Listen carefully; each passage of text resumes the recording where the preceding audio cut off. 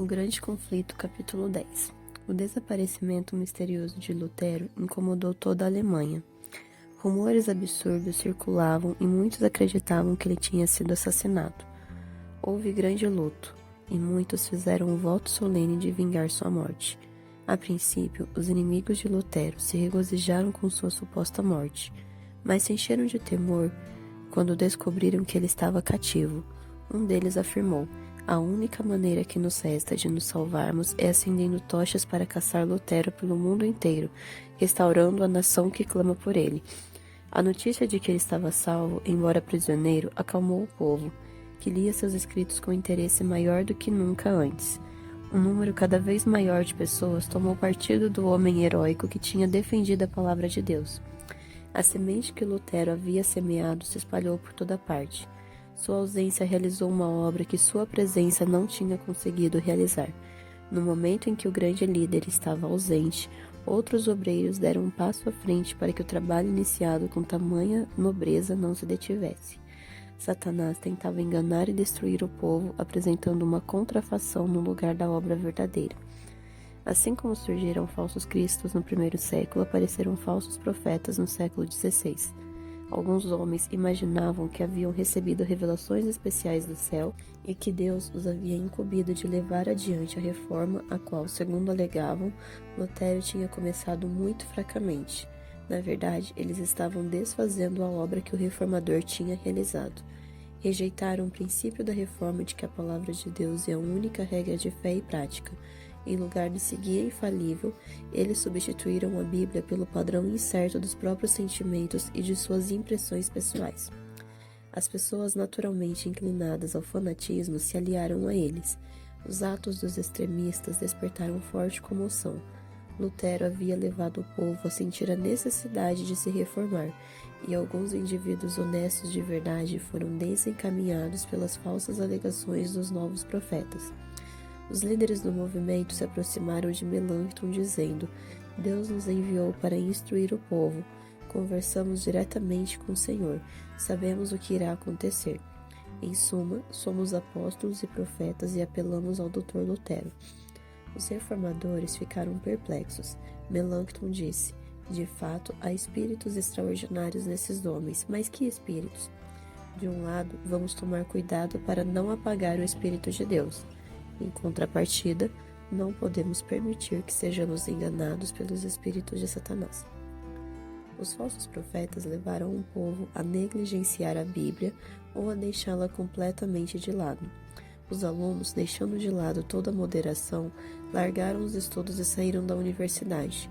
Os homens que, na opinião deles, eram aptos para reavivar e controlar a obra da reforma, só conseguiram levá-los quase que à ruína.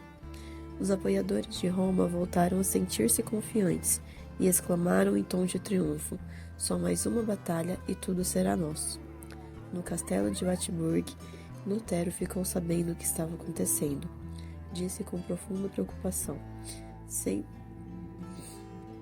Sempre esperava que Satanás nos enviaria essa praga, e conheceu o verdadeiro caráter daqueles falsos profetas. A oposição do Papa e do Imperador não causou tanta perplexidade e aflição quanto esses acontecimentos. Os supostos amigos da Reforma haviam se transformado em seus piores inimigos, despertando contendas e causando confusão. O Espírito de Deus havia impulsionado Lutero adiante e o levado além de si mesmo. Mesmo assim, muitas vezes ele tremia diante das consequências que sua obra poderia ter.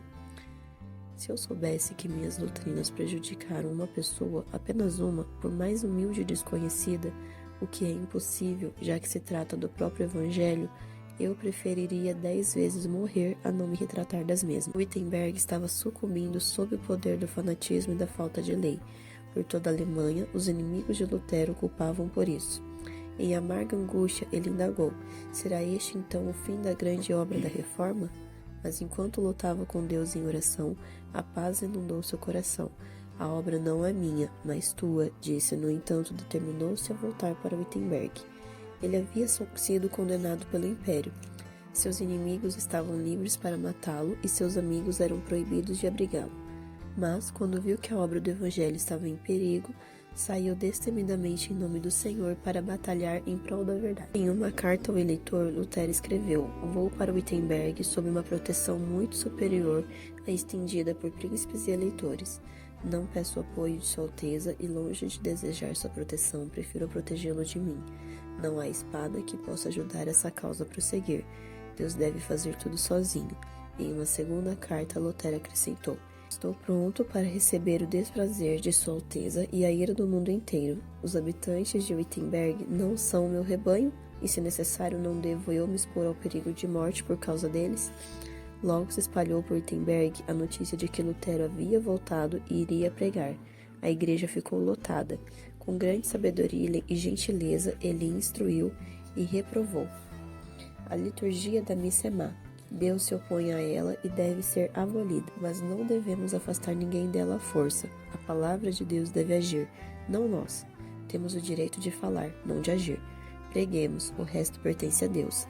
Se eu recorresse à força, o que ganharia? Deus toma posse do coração, e quando conquista, ganha tudo. Eu pregarei, debaterei e escreverei, mas não forçarei ninguém, pois a fé é um ato voluntário. Eu me levantarei contra o Papa, as indulgências e contra aqueles que apoiavam o papado, mas sem violência nem tumulto. Coloquei em evidência a palavra de Deus, preguei e escrevi, foi só isso que eu fiz. Ainda assim, enquanto eu dormia, a palavra que eu havia pregado subverteu o sistema papal de tal modo que nenhum príncipe ou imperador lhe causou tanto dano assim. Contudo, eu não fiz nada. Foi a palavra sozinha que fez tudo. A palavra de Deus quebrou o encantamento da empolgação fanática. O Evangelho trouxe pessoas desencaminhadas de volta à verdade. Vários anos depois, o fanatismo irrompeu com resultados mais terríveis. Lutero disse: para eles, as Sagradas Escrituras não passam de letras mortas, e começam a clamar: ó Espírito, o Espírito, mas de maneira nenhuma seguirei onde o Espírito deles conduz. Thomas Müntzer, o mais ativo dentre os fanáticos, era um homem de habilidade considerável, mas não havia aprendido a verdadeira religião. Era tomado pelo desejo de reformar o mundo e se esqueceu, assim como acontece com todos os fanáticos, de que a reforma deveria começar com ele próprio. Não estava disposto a ser o segundo, nem mesmo em relação a Lutero. Alegava que o próprio Deus lhe ordenara que introduzisse a verdadeira reforma. Aquele que possui espírito possui a verdadeira fé, mesmo que nunca veja as escrituras desta vida. Os mestres fanáticos se permitiam ser governados por impressões, aceitando qualquer pensamento e impulso com a voz de Deus. Milhares de pessoas aceitaram as doutrinas de Müntzer. Logo, ele declarou que quem obedecia a príncipes estava tentando servir tanto a Deus quanto a Satanás. Os ensinos revolucionários de Müntzer levavam as pessoas a romper com toda forma de controle. Seguiram-se cenas terríveis de conflito, e os campos da Alemanha se encharcaram de sangue. Os príncipes favoráveis ao Papa declararam que a rebelião era fruto das doutrinas de Lutero. Essa acusação trouxe grande aflição ao reformador, ao ver que a causa da verdade era motivo de desgraça por ser classificada com o pior tipo de fanatismo. Em contrapartida, os líderes da revolta odiavam Lutero.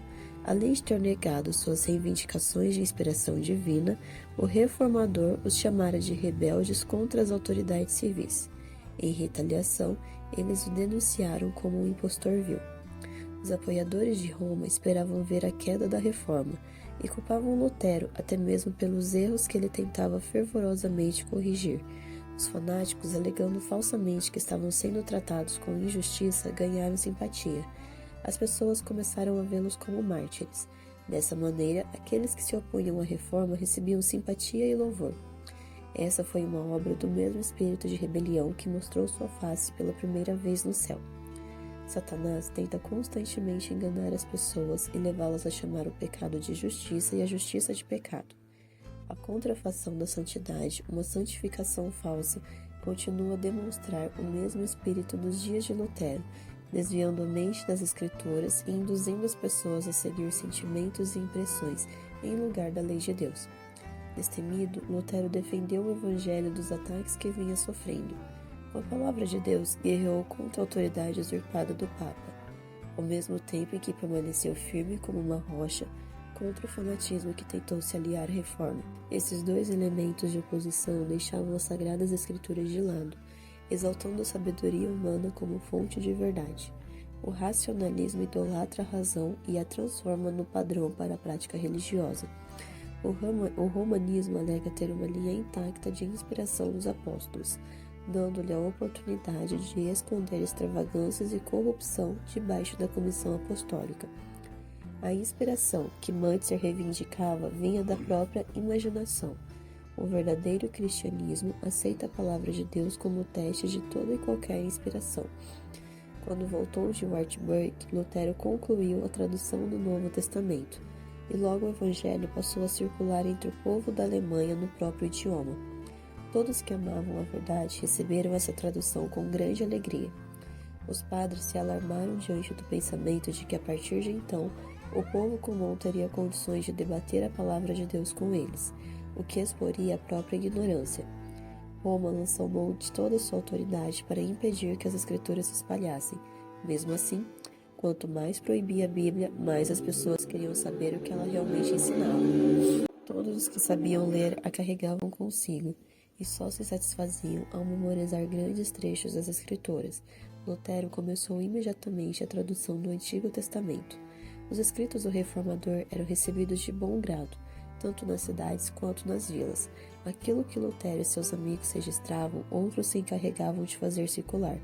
Monges convencidos de que seus votos monásticos eram ilegítimos, mas ignorantes demais para proclamar a palavra de Deus, vendiam os livros de Lutero e de seus amigos. A Alemanha logo foi inundada por esses ousados vendedores de livros. À noite, os professores das escolas das vilas liam a palavra em voz alta para pequenos grupos junto a lareiras. Todas as vezes, alguns corações se convenciam da verdade. A explicação das tuas palavras ilumina e dá discernimento aos inexperientes. Os seguidores do Papa, que haviam delegado o estudo das Escrituras aos padres e monges, pediam a ajuda deles para refutar os novos ensinos. No entanto, ignorantes das Escrituras, os sacerdotes e frades eram completamente derrotados. Infelizmente, disse um escritor católico, Lutero convenceu seus seguidores a não depositar sua fé em nenhum outro guia além das Sagradas Escrituras. Multidões se reuniam para ouvir homens com pouca educação formal pregarem a verdade. A ignorância vergonhosa dos grandes se tornava óbvia à medida que os ensinos simples da palavra de Deus refutavam seus argumentos. Trabalhadores, soldados, mulheres e até crianças estavam mais bem familiarizados com a Bíblia do que padres e eruditos cultos. Jovens de mente nobre se dedicaram ao estudo, investigando as Escrituras e analisando obras-primas da antiguidade.